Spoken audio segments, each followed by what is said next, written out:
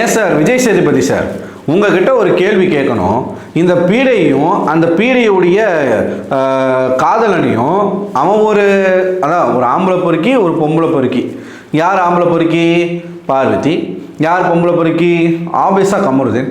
இவங்க ரெண்டு பேரையும் திவ்யா இந்த போன வாரத்தில் ஒரு சைகை காமிச்சாங்கன்னு சொல்லி அவங்கள நீங்கள் கேள்வி கேட்டீங்களே, என்ன மாதிரியான சைகை அது அப்படி இப்படின்னு நீங்கள் கேட்டீங்களே, டிக்னிட்டி டெக்கோரம் அப்படின்னு சொன்னீங்களே. பிக் பாஸ் போன வாரத்தில் மைக்கை மறைச்சி பேசாதீங்க அப்படின்னு இந்த காஜி கப்பிள்ஸ் ரெண்டு பேரையும் காரி துப்புனார். அதை பற்றி நீங்கள் ஒரு வார்த்தை கேட்டீங்களா? திவ்யா பண்ணது உங்களுக்கு ஆக்வர்டாக இருக்குது, ஆபாசமாக இருக்குது அப்படின்னா திவ்யா ஏன் அதை பண்ணாங்க அப்படிங்கிறத நீங்கள் யோசிக்கலை. உங்களுக்கு தெரியும், ஆனால் நீங்கள் அதை பேசலை. ஏன் பேசலை? இந்த ரெண்டு பேருமே டாப் 5ல வரக்கூடிய கண்டஸ்டன்ட். அதனால் அவங்க என்ன பண்ணாலும் நான் பேச மாட்டேன் அப்படின்ற ஸ்டேஜுக்கு இப்போ சேனலும் வந்திருக்கு, விஜய் சேதுபதியும் வந்திருக்கீங்க. மைக்கை மறைச்சி பேசாதீங்கன்னு போன வாரம் தான் அந்த மனுஷன் அவ்வளவு கேவலமாக திட்டினார். இன்னும் என்ன சொன்னால் என்ன பண்ணால் நீங்கள் இதை மதிப்பீங்க அப்படின்னு கேட்டிருந்தார். அதை அட்ரஸ் பண்ணுறதுக்கு துப்பு இல்லை, பக்கு இல்லை விஜய் சேதுபதி அவர்களுக்கு. நீங்கள் அதை அட்ரஸ் பண்ணாததுனால இந்த வாரமும் அதே வேலையை பண்ணிக்கிட்டு இருக்காங்க இந்த காஜி கப்பல்ஸ். காஜினா காஜி அந்த மாதிரியான காஜி.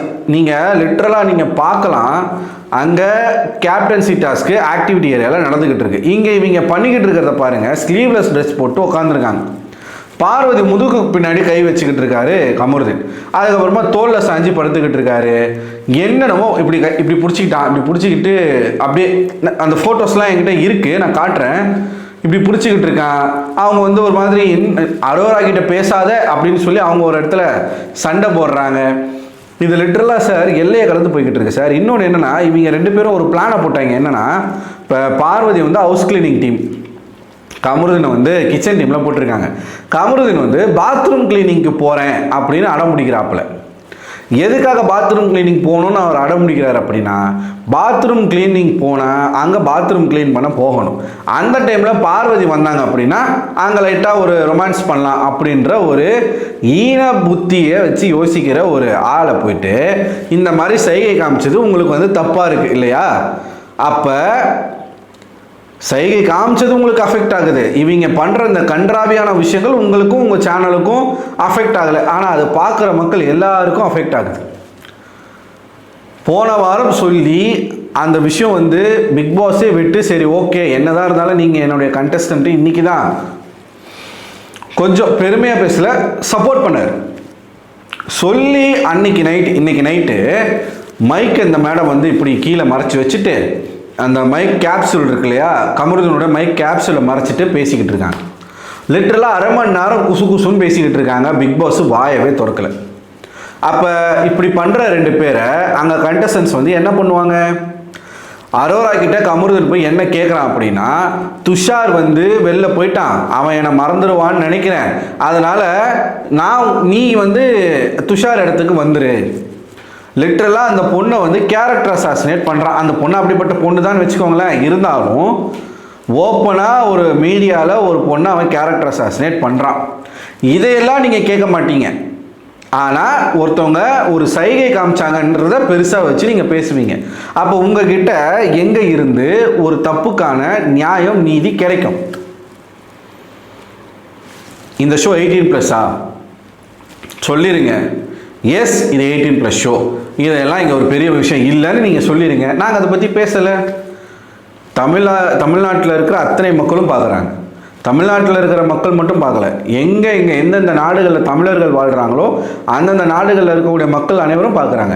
பக்கத்தில் நம்மளுடைய அண்டை மாநிலம் இலங்கை பார்க்குது, அங்கே இருக்கக்கூடிய தமிழர்கள் பார்க்குறாங்க, எல்லாருமே பார்த்துக்கிட்டு இருக்காங்க. அப்படி கோடிக்கணக்கான மக்கள் பார்க்கக்கூடிய ஒரு நிகழ்ச்சியில் ஒரு ரெண்டு பேர் தொடர்ச்சியாக விதிமீறல் பண்ணிக்கிட்டு, அதுவும் அவங்க ரொமான்ஸ் பண்ணுறதுக்காகவும் அவங்களுடைய அரிப்பை அவங்க தீர்த்துக்கிறதுக்காகவும் விதிமீறல் பண்ணுறாங்க. அந்த சேனல் அதை கேட்க மாட்டேங்க.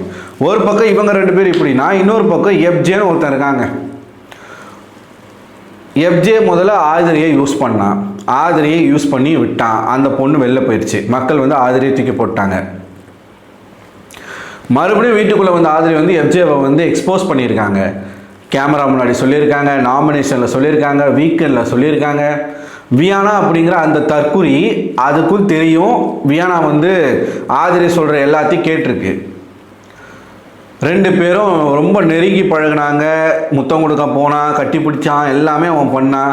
அப்புறம் வியானாக்கு வந்து ஒரு பயம் இருந்துச்சு, தன்னுடைய குடும்பத்தில் பார்த்துட்டு என்ன சொல்லுவாங்களோ தெரியலையே அப்படிங்கிற அந்த பயத்தில் அந்த பொண்ணு வந்து அதெல்லாம் வேணாம் அப்படின்னு வந்து சொல்லிச்சு. அப்புறமா போன வாரம் முழுக்க எஃப்ஜே கூட பேசாமல் இருந்துச்சு அந்த பொண்ணு.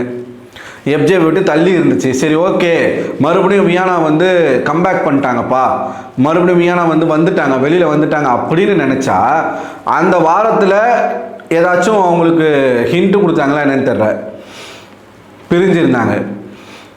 இந்த வாரத்தில் மறுபடியும் அவங்களுக்கு என்ன ஹிண்ட்டு கொடுத்தாங்கன்னு தெரியல, மறுபடியும் 2 பேரும் சேர்ந்துருக்கிறாங்க. சேர்ந்தது ஒரே நாள் எங்கே வரைக்கும் போயிருக்குன்னா வியானாவுடைய லிப்ஸை தடவுறாங்க எஃப்ஜே. நேற்றுக்கு நடந்துச்சுன்னு நினைக்கிறேன். லிப்ஸை வந்து ஏதோ லிப்ஸில் ஏன் அந்த பொண்ணு கை இல்லையா? அந்த பொண்ணுக்கிட்ட சொன்னால் அந்த பொண்ணு அதை செய்யாதா? நீ என்ன மானாவுக்குடா கை வைக்கிற, என்ன கூந்தலுக்குடா கை வைக்கிறேன்னு மக்கள் கேட்குறாங்க. ஒரு வாட்டி பண்ணால் மறுபடியும் தொலைக்க போகிறான், வியானா தட்டி விடுறாங்க. அப்போ அந்த வியானாக்கு அறிவு வேணாமா? இவன் சரி கிடையாது, இவனை விட்டு நம்ம ஒதுங்கி இருக்கணும், அதுதான் நமக்கு நல்லது. இப்போ உங்கள் வீட்டில் இதை பார்த்தா என்ன நினைப்பாங்க? கட்டி பிடிச்சதுக்கே அவ்வளோ பயப்படுறீங்க, கையை பிடிச்சதுக்கே எங்கள் வீட்டில் வந்து அப்படி செய்வாங்க எப்படி செய்வாங்கன்றீங்க. உங்களுடைய உதட்டில் ஒரு பையன் கை வச்சு தடவுறான், அது உங்கள் வீட்டில் பார்த்து என்ன நினைப்பாங்க? ஏன் வியானா இதுக்கு அலோவ் பண்ணுறீங்க? ஒன்று, உட்காந்துட்டு மறுபடியும் பழைய மாதிரி தலையை வந்து கோதி விடுறது, அங்கங்கே கை வைக்கிறது, இதெல்லாமே எஃப்ஜே பண்ண ஆரம்பிச்சிருக்கிறாரு. வியானாவும் அதுக்கு அலோவ் பண்ண ஆரம்பிச்சிருக்கிறாங்க. ஒரு பக்கம் முத்தி போன காஜி, கமருதனும் பார்வதியும், ஆன்டி அங்கிள் 2 பேரும். இந்த பக்கம் இளங்காஜி, எஃப்ஜேவும் வியானாவும். இதை பார்க்குறதுக்கு தான் ஒரு ஷோவா? குழந்தைகள்லாம் இதை பார்க்குறாங்களா இல்லையா? அதுக்கு கொஞ்சமாச்சும் நீங்கள் பொறுப்புணர்ச்சியோட கண்டஸ்டன்ஸ் தான் இல்லை, நீங்களாச்சும் அது தப்புன்னு சொல்லணும்ல. அது அவங்க பர்சனலு, அதை சொன்னால் அவங்களோட லைஃபே பாதிக்கப்படும். அப்போ நாங்கள் என்ன சார் முட்டாளா? இதெல்லாம் உட்காந்து நாங்கள் பார்க்கணுமா? இந்த ஷோ மூலமாக நீங்கள் என்ன சார் சமுதாயத்துக்கு சொல்ல வரீங்கன்ற ஒரு விஷயம் இருக்குல்ல. இப்போ விஜய் சேதுபதி கண்டிக்கிறீங்க அப்படின்னா இந்த மாதிரி பொது இடங்களில் தப்பு பண்ணுறவங்களுக்கு இதாண்டா நிலமைன்னு அதை பார்த்து மக்கள் பாசிட்டிவாக எடுத்துப்பாங்களா இல்லையா? ஏன் அதெல்லாம் யோசிக்க மாட்டீங்க? ஸோ ஒரு பக்கம் இந்த கவர் கப்புள்ஸோடைய தொல்லை தாங்கலை, ஒரு பக்கம் இந்த கள்ளக்காதல் கப்புள்ஸோடைய தொல்லை தாங்கலை. இதில் கமருதனுக்கு வெளியில் பாய் ஃப்ரெண்ட் இருக்காங்க, கேர்ள் ஃப்ரெண்ட் இருக்காங்களான்னு தெரியல. பார்வதிக்கு வெளியில் ஒரு பையன் இருக்கான், வியானாவுக்கும் வெளியில் ஒரு பாய் ஃப்ரெண்ட் இருக்கான், எஃப்ஜேக்கும் வெளியில் ஒரு கேர்ள் ஃப்ரெண்ட் இருக்கா. அப்புறம் எப்படி இதை போய் இந்த வீட்டில் நீங்கள் செய்கிறீங்க? அது வந்து காசு கொடுத்தாலும் சரி, கண்டென்ட்னாலும் சரி. ஒரு சினிமாவில் நம்ம நடிக்கிறோன்றது வேறங்க, அது வந்து பியோர் நடிப்பு. ஆனால் இந்த வீட்டுக்குள்ளே நீங்கள் வாழ்ந்துக்கிட்டு இருக்கீங்க, பொய்யா எப்படி வாழ முடியும்?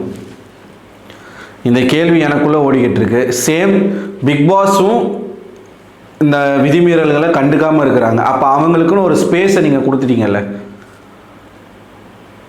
ஸ்மோக்கிங் ரூமுக்கு சாண்ட்ராவும் வியானாவும் போனதை கேட்க தெரிஞ்ச பிக் பாஸுக்கு அதே ஸ்மோக்கிங் ரூமுக்கு மைக்கை கழட்டி வச்சுட்டு பார்வதியும் கமருதனும் போயிட்டு வரதை ஏன் கேட்க முடியலை?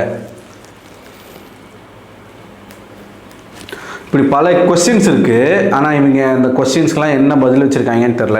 சரி, நீங்கள் என்ன நினைக்கிறீங்க மக்கள்? உங்களோட கருத்துக்களை மறக்காமல் கமெண்ட் பாக்ஸில் கமெண்ட் பண்ணுங்கள். இந்த வீடியோ பிடிச்சிருந்தா இந்த வீடியோ லைக் பண்ணுங்கள், உங்கள் நண்பர்களுக்கும் ஷேர் பண்ணுங்கள். சேனலை சப்ஸ்கிரைப் பண்ணாமல் பார்க்குறீங்கன்னா சேனலை சப்ஸ்கிரைப் பண்ணிடுங்க. அடுத்த ஒரு வீடியோவில் உங்களுக்கு சொல்லிக்கிறேன். அதுவரை உங்களிடம் விடைபெறுவது நான் அரவிந்தன்.